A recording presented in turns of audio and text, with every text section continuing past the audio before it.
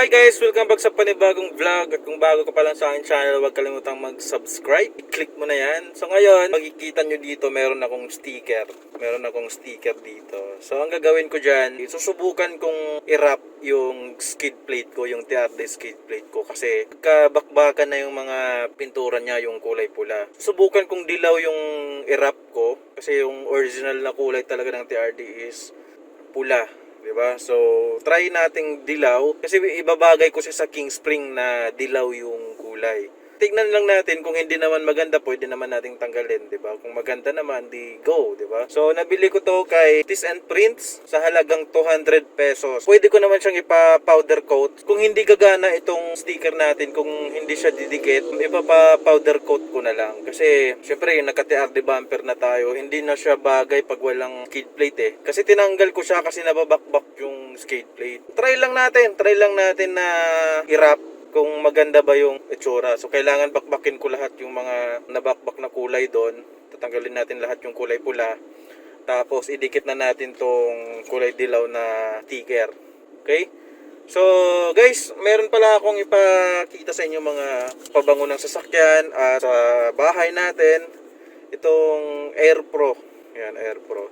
So, ito yung ginagamit ko ngayon. Meron po itong 9 na fragrances. Okay? So, meron din siyang set. Ito yung set niya. Meron na siyang 5 fragrances sa isang set. Pakita ko lang sa inyo. So, medyo naka-flip yung camera natin. Meron siyang 5 fragrances. So, perfect ito sa natin. Mga sasakyan. US brand itong Air Pro.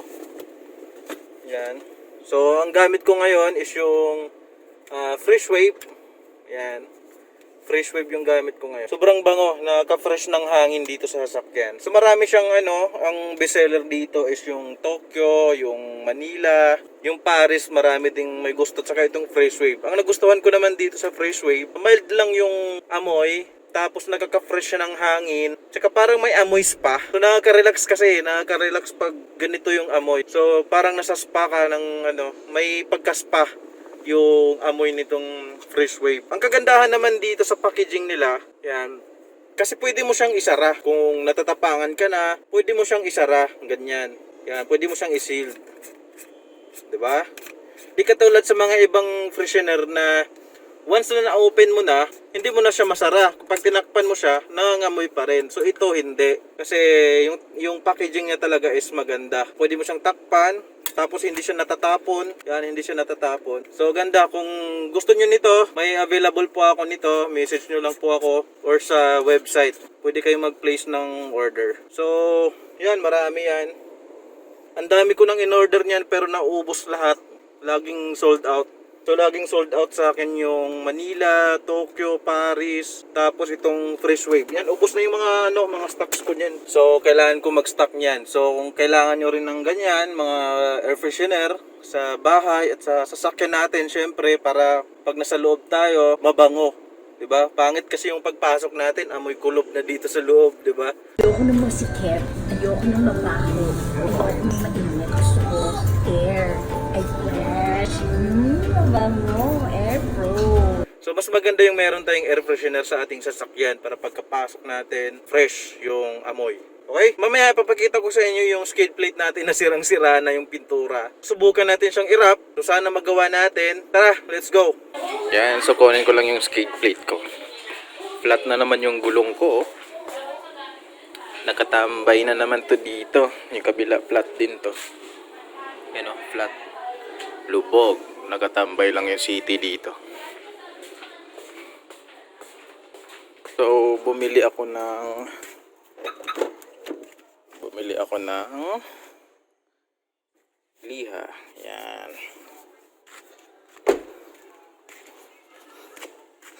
Dito yung skate plate ko.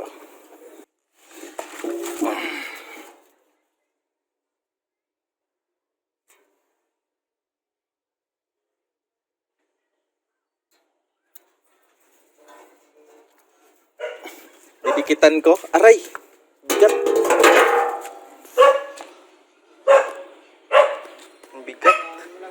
Ha? Sticker yung gagamitin ko eh. Di ko alam kung didikit.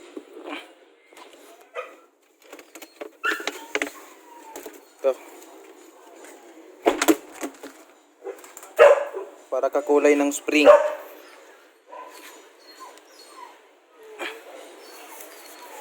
Ayan, so tatanggalin lang natin tong ano. Sobrang bigat. Nababakbak lang siya eh. Yan mo. Ano, natutuklap lang siya. Ayan. Natutuklap lang siya. So, ang gagawin natin, lilihahin na lang natin siya. So, bumili ako ng tatlong 400 tsaka 1,000 dalawa. Okay?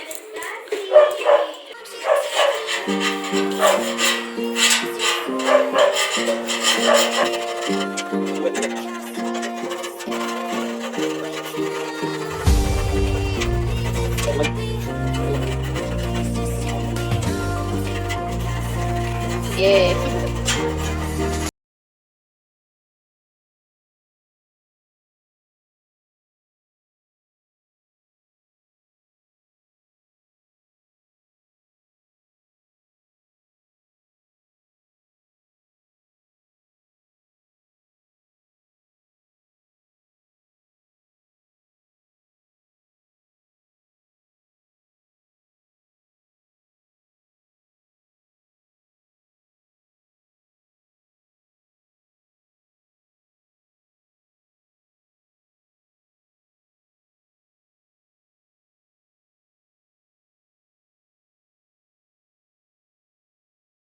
Naliha ko na.